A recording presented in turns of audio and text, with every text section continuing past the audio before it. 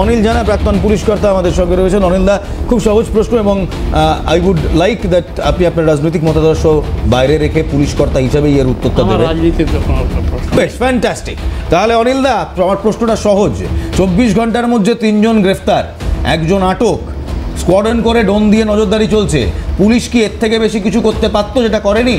পুলিশের তদন্ত কি আপনি একজন প্রাক্তন পুলিশ কর্তা হিসেবে কোনো গাফিলতি দেখছেন?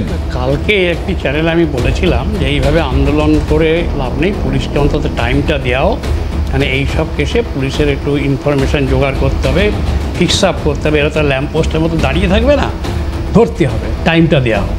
পুলিশ করেছে, না করার পুলিশ করেছে, এটা কোনো মহাভারত মানে বিরাট কাজ করেনি। না করাটাই ডিসক্রেডিট, করাটা পুলিশ পাস না ফেল।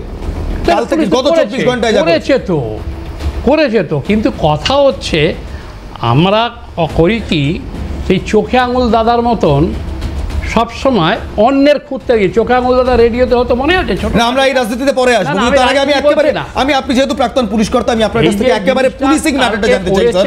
পুলিশ গত 24 ঘন্টায় যে কাজ দেখিয়েছে, না করেছে তো, আমি তো বলছি কন্ডেমনেবল নাকি অ্যাপ্লডেবল? না না, এ তো প্রশংসার যোগ্য, অবশ্যই ধরেছে।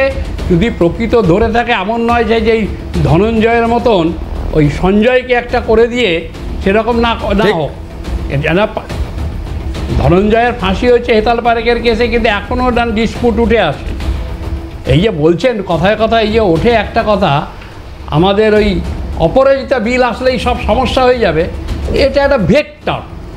আমরা এই প্রসঙ্গে পরে ফিরবো। অপরাজিতাতে সমস্যার সমাধান হবে না বিএনএস এর সমস্যার সমাধান হবে, পরে ফিরবো। কিন্তু আমি একবার ফাল্গুনিদির কাছ থেকে একটা ছোট্ট রিয়াকশন নিয়ে ব্রেকে যাবো। ফাল্গুনিদি, খুব সহজভাবে এই প্রশ্নটা করছি।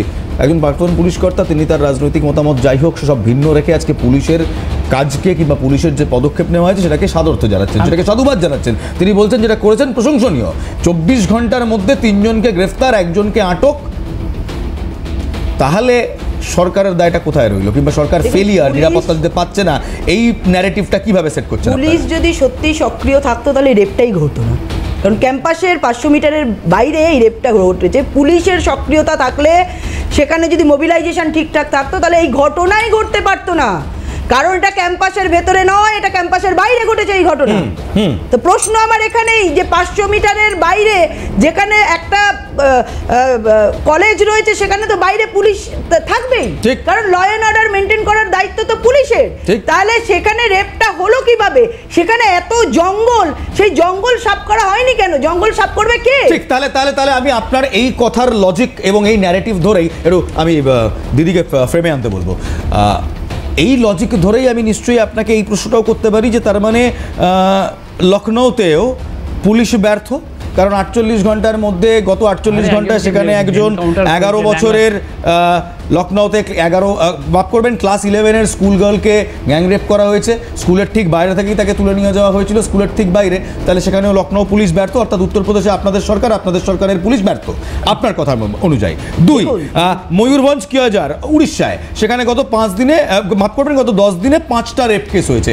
আপনার ন্যারেটিভে, আপনার যুক্তিতে উড়িষ্যায় এই মুহূর্তে ভারতীয় জনতা পার্টির সরকার, পুলিশ ব্যর্থ, 5টা রেপ কেস ঠেকাতে পারেনি, মানছেন? তাহলে দেখুন, আমি যেটা করে দিয়েছি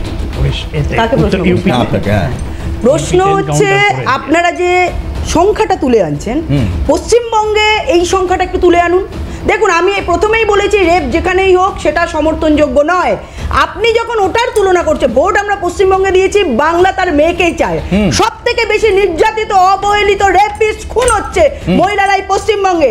এর মধ্যেও তামান্না যে খুন হয়েছে, এই যে বলছিল না, দেখুন সিবিআই এসছিল বলে এই যে শিক্ষামন্ত্রী চোর, এই খাদ্যমন্ত্রী চোর, এই যে পৌরসভা দুর্নীতি হয়েছে, পশ্চিমবঙ্গের মানুষ জানতে পেরেছে। কিন্তু ম্যাডাম, আমি সমস্ত কিছু নিয়েই বলছি। সিবিআই এসছিল বলে সব দুর্নীতির তদন্ত হয়েছে। পার্থবাবুও প্রায় সমস্ত মামলায় যে জামিন পেয়ে গেছেন, শুধু জেল মুক্তির দেরি রয়েছে। এবং একই জিনিস কিন্তু জ্যোতিপ্রিয় মল্লিকের জন্য।